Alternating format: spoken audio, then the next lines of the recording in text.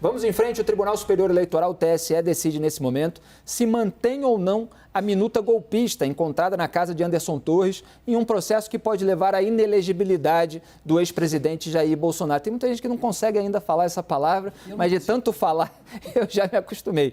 O documento foi anexado à ação que apura os ataques ao sistema eleitoral feitos por Bolsonaro durante uma reunião com embaixadores em julho do ano passado. Quem traz as informações é o repórter Leandro Magalhães. Boa noite, Leandro.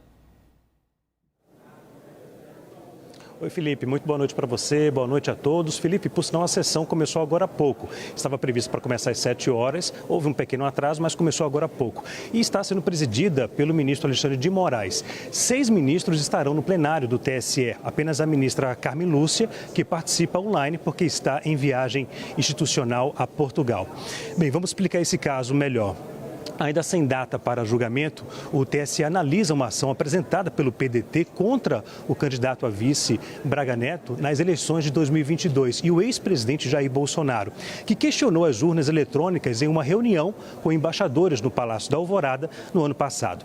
O plenário do TSE hoje vai analisar se o teor de uma minuta de um decreto para instaurar estado de defesa no TSE deve ser acrescentado na ação do PDT. Essa minuta foi encontrada na residência do ex-ministro da Justiça, Anderson Torres, em operação da Polícia Federal no dia 12 de janeiro. No dia 7 de fevereiro, o corregedor do TSE, ministro Benedito Gonçalves, negou o pedido da defesa para não acrescentar o documento na ação do PDT. O julgamento de hoje no TSE ia ocorrer na semana passada. No entanto, o corregedor Benedito Gonçalves acatou um pedido da defesa do ex-presidente Jair Bolsonaro e adiou o julgamento para hoje. No dia 19 de janeiro, a defesa do ex-presidente apresentou ao TSE argumentos afirmando que a minuta é apócrifa e, por esse motivo, o documento deve ser desconsiderado. Ainda de acordo com a defesa, o material não foi publicado ou publicizado, a não ser pelos órgãos de investigação, e que não se tem notícia de qualquer providência de transposição do mundo do rascunho em papel para o da realidade, diz a defesa de Jair Bolsonaro. O ex-ministro Anderson Torres também afirmou sobre a minuta do decreto que o documento foi vazado fora de contexto, alimentando narrativas falaciosas contra ele. Eu volto ao estúdio. Felipe. Muito obrigado pelas informações. A gente estava vendo aqui a ministra Carmen Lúcia do TSE, portanto, nesse julgamento, além dela, participam Benedito Gonçalves, que é justamente o relator, Alexandre de Moraes, Ricardo Lewandowski, Carlos Rorbach, Raul Araújo e Sérgio Banhos. Aliás, Raquel, até pelos ministros dá para ter uma noção mais ou menos do que tende a acontecer. É claro que sempre pode haver surpresa. Desses nomes, o Raul Araújo é aquele que ficou mais marcado como alguém que é mais, vamos dizer, tem maior possibilidade de ele dar um voto de agrado ao Jair Bolsonaro. Não por querer agradar, mas alguém que é menos duro, menos severo com o bolsonarismo, porque essa é a visão nos bastidores. Ele tomou aquela decisão em relação a um festival, proibindo manifestações políticas, ficou marcado por causa disso. Existe até um risco de trocar de mão a relatoria do Benedito Gonçalves para ele, por isso estavam querendo correr para que o Benedito Gonçalves, que é mais severo, seja rigoroso com o bolsonarismo. Então, a gente acredita que tem uma tendência de essa minuta que foi encontrada na casa do Anderson Torres seja mantida na ação. Sim, Felipe, conversando hoje com quem entende desse assunto, quem está enfronhado, deve ser aprovado. A tendência, talvez a gente tenha 2 votos divergentes, exatamente o Raul Araújo que você cita, e talvez o ministro Carlos Rorbach.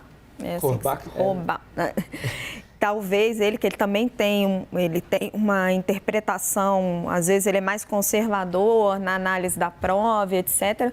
Mas a tendência é você manter essa minuta dentro do processo, mesmo que lá na frente você acabe excluindo, já que ela é uma minuta apócrifa, como argumenta a defesa do Jair Bolsonaro. Agora, o ponto principal que eu gostaria de fazer é o seguinte: independente desta minuta, essa ação ela é muito robusta. Tá cheio de coisa ali.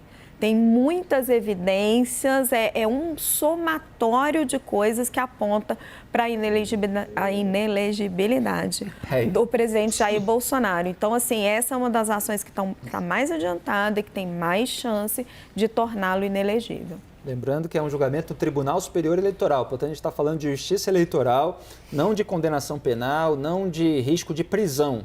É risco de inelegibilidade a partir daquela reunião com embaixadores em que houve, segundo a própria alegação do PDT na ação, o uso da estrutura do Palácio do Planalto, das ferramentas, dos equipamentos para atacar o sistema eletrônico, o sistema eleitoral. O que você acha da manutenção dessa minuta encontrada ali na casa do Anderson Torres nessa ação?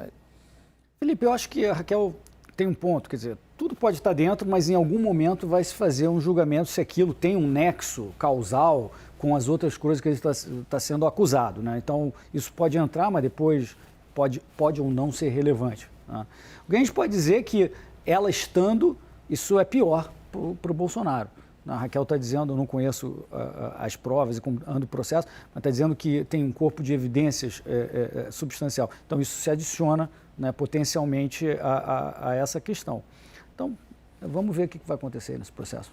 Marcos Uchoa, esse caso parece trazer assim um conjunto de uma obra, né? É claro que a minuta ela comprometeu mais diretamente o Anderson Torres, porque estava na casa dele. Comentamos aqui várias vezes que ele, como ministro da Justiça ou secretário de Segurança Pública do Distrito Federal, poderia ter encaminhado esse documento, algum tipo de procedimento, já que se tratava ali de uma proposta de golpe de Estado, porque decreto de instauração de estado de defesa com intervenção no TSE não está previsto para a hipótese de choro eleitoral, né, de derrotado. Então ele poderia dar um encaminhamento oficial, não deu, isso compromete. Mas isso gerou, dadas as declarações do Bolsonaro, até na sua live de despedida e outros contextos, uma associação com toda uma articulação golpista de contestação do resultado eleitoral que pode ser vista como algo a ser punido. Quer dizer, Bolsonaro não mais poder ser eleito nos próximos anos, pelo menos, normalmente são 8 anos. Como é que você avalia? Olha, eu acho muito difícil realmente que essa minuta não seja incluída, porque ela é uma prova. O fato dela não estar assinada ou não estar num papel timbrado não quer dizer nada. É que nem você encontrar na casa de um criminoso um plano de como é que você vai entrar no banco, né, para roubar o dinheiro. Quer dizer, sobre esse aspecto, eu acho muito claro que isso faz parte de um contexto de várias situações, desde aquela reunião, né, que foi malfadada, porque foi um vexame internacional. Eu acho que foi uma das primeiras péssimas decisões do Jair Bolsonaro em relação à proximidade da eleição, né, que ali meio que assustou a sociedade civil e muita gente ali que é isso que ele está dizendo? Que a nossa eleição, que está valendo com as urnas eletrônicas há 20 anos, que todo mundo vota, todo mundo respeita e todo mundo aceita e aplaude, que isso não vale, e aí falando para o mundo todo, quer dizer, eu acho que essa minuta, ela faz parte do conjunto da obra, mas é um conjunto muito grave porque, de fato, o Anderson não ter ido, né, à Justiça, como ministro da Justiça, para mostrar que esse plano existiu, que alguém passou para ele, enfim, aquilo é inaceitável. Joel.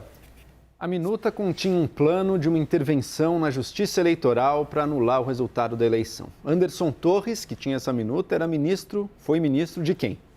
Esse plano todo era em benefício de quem?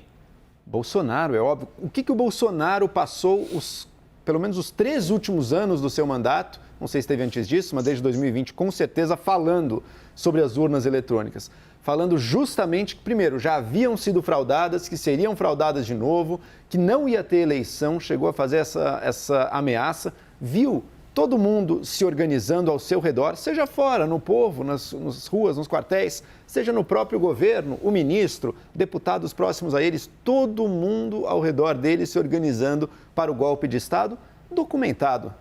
Tem como não incluir isso no processo do Bolsonaro?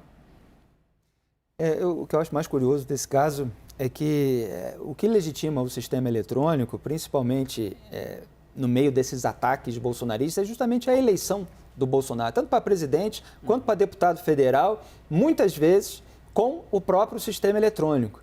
E aí eu acho até tragicômico como ele fez para driblar essa argumentação evidente. Ele disse que houve fraude em 2018, na eleição que ele mesmo ganhou. Só que foi uma fraude que não foi suficiente para fazê-lo perder a eleição, né, que teria havido no primeiro turno, etc. Felipe, e ele nunca comprovou isso. Numa fala num podcast famoso, ele revelou a teoria, né? Olha o nível da coisa, em que um hacker foi pago para adulterar os resultados do primeiro turno, mas o PT ou a esquerda não pagou o hacker. Então, no segundo turno, ele não fez. O Bolsonaro disse isso com todas as letras. É que só fazer uma ponderação técnica, que tem muitas ações pela inelegibilidade do Bolsonaro no TSE.